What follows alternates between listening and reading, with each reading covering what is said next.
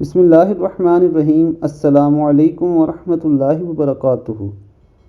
روئے زمین کی دوسری مسجد۔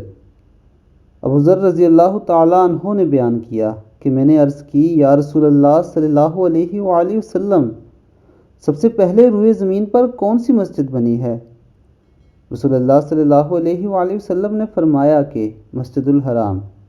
پھر میں نے عرض کیا، اور اس کے بعد دوسری؟ فرمایا کہ مسجد الاقصیٰ، بیت المقدس۔ میں نے عرض کی، ان دونوں کی تعمیر کے درمیان کتنا فاصلہ رہا ہے؟ آپ صلی اللہ علیہ وآلہ وسلم نے فرمایا کہ 40 سال۔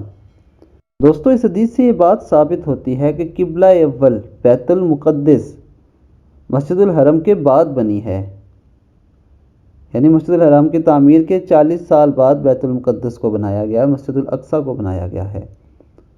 دوستو، یہ بہت ہی امپورٹنٹ انفارمیشن ہے، اسے اپنے دوستوں کے ساتھ بھی شیئر کریں۔